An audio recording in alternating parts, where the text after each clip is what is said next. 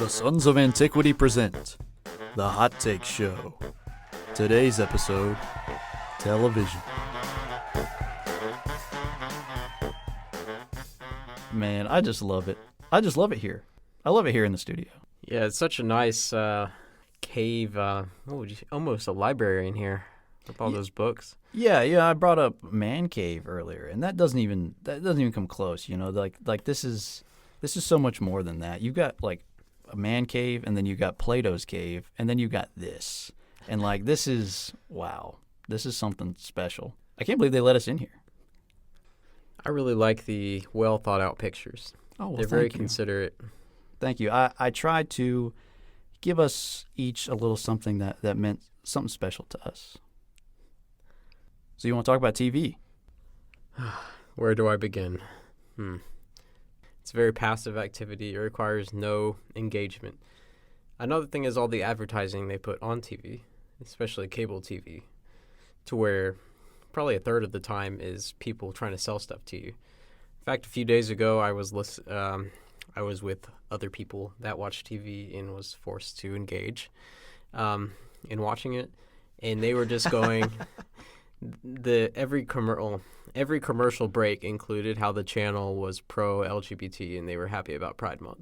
It's just such programming and it's no coincidence that this kind of behavior is going on, and the public opinion on this topic has changed so drastically over the past 2 decades. And you think that's because of media influence? Media that they're is just seeing it so much. It has to be part of it. Yeah. When you see something thousands of times, you're going to become used to it. And when you stop being disgusted by, homosexuality and transgender, you're more likely to accept it. It's sort of like how I listened to the song Lifestyle by Young Thug, and I thought this is like the worst garbage I've ever heard.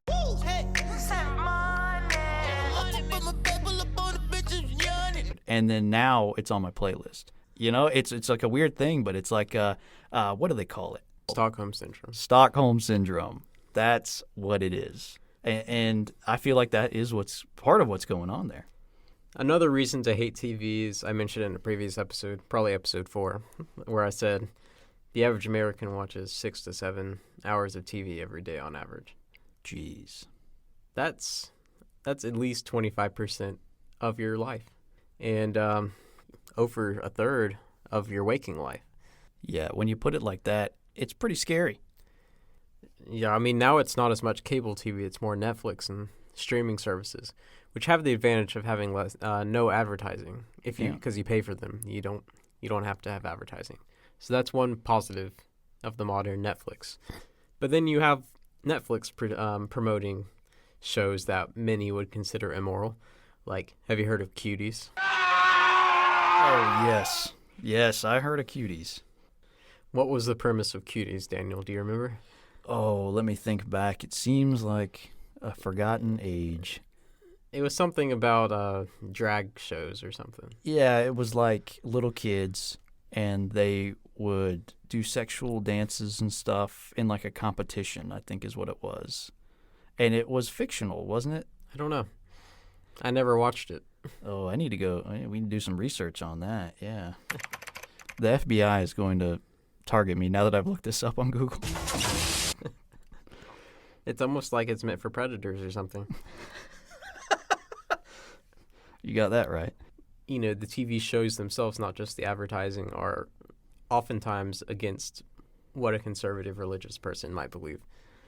For example, it's usually guilty of religious indifferentism.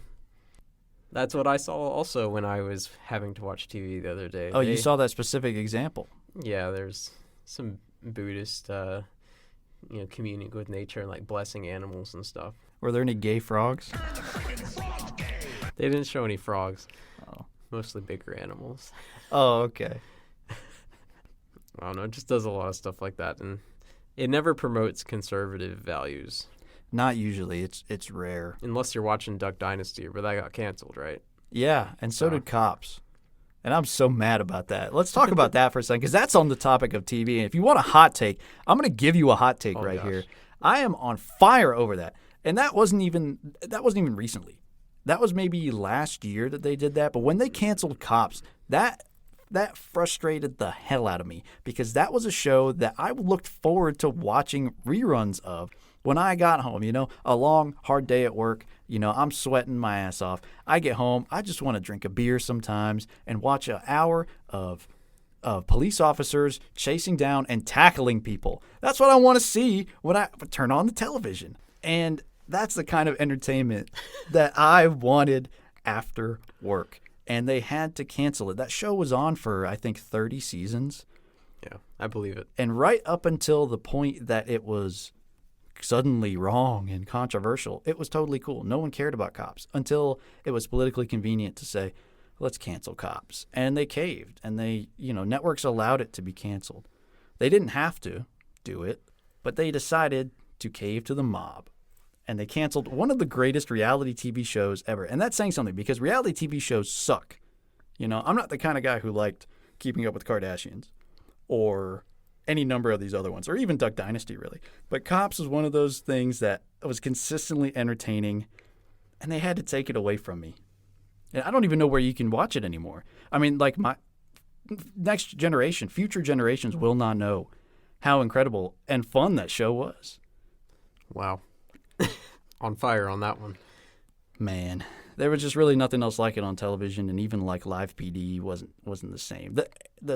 The theme song to Cops. Yes. Oh man, the theme song was so great. That makes me want to listen. Let me tell you. I have a little story. Go ahead. We would watch that when I was a kid too. I was pretty young when we just watched, drug addicts just be tackled and stuff. But it was. You're never too young to learn about the dangers of drug use, right? I mean, this is what's going to happen to you, son. We got in elementary school, so. Yeah.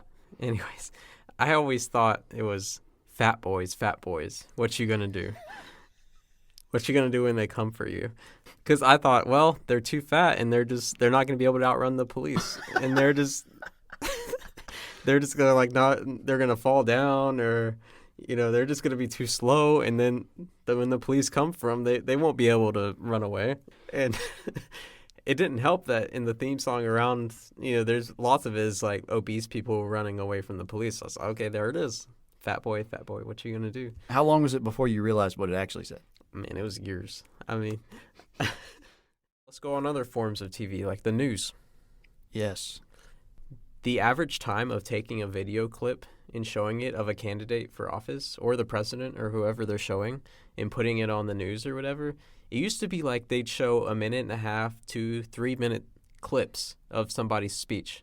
Now it's like 15 seconds max. It's usually 5 to 10 seconds clip because people don't have the attention span anymore for a longer segment of the speech or whatever. They'd be bored if he was talking too much about tax policy or something like that. So they have to show the shallow parts, and it's usually going to be the most controversial parts. Yes, the zingers, the one-liners, the gotchas, because you'd be in jail. Secretary Clinton. Those types of things are what get clicks. Yes. Yeah. And you wonder why we're now adding a visual component to our podcast. I could go a whole segment about how I hate the news, but I'm not going to. That'll be the next episode. We'll just do the news. Evan complains about things. It's basically like I work for the Daily Wire.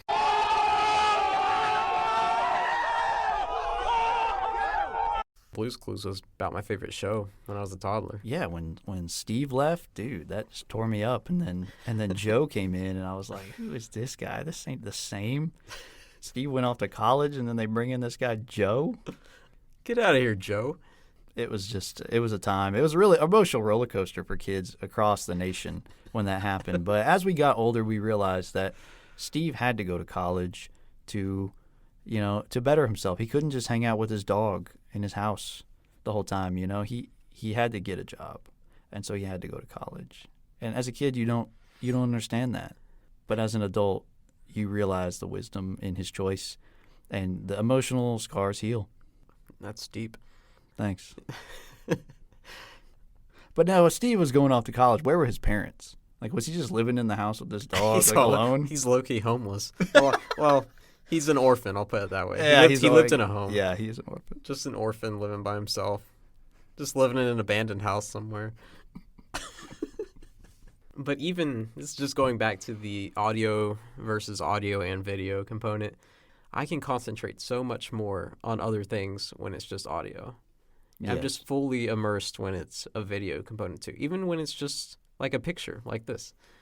Yes, and that goes to show the interesting and incredible power of the visual medium, when trying to communicate. Now, it's not necessarily as high quality and it doesn't educate necessarily, but humans are wired to want to see. Like that's how we experience our life. Yes, we have five senses, but we are primarily visual creatures. And so the visuals draw us in no matter what. Even more when the visuals are moving. Yes. And when it's not just a picture. Unlike this, which is nice to look at, but you wouldn't feel drawn to look at this the whole time that you're listening to us, maybe. Yes. And here Orwell thought that we would want to look away from the telescreen, that we would want to hide from it. Well, if it was just annoying propaganda and watching you all day, I can imagine you wouldn't want to. Oh, wait. But it is. Imagine that. Oh, wow. We've cracked the code. Join us again next week.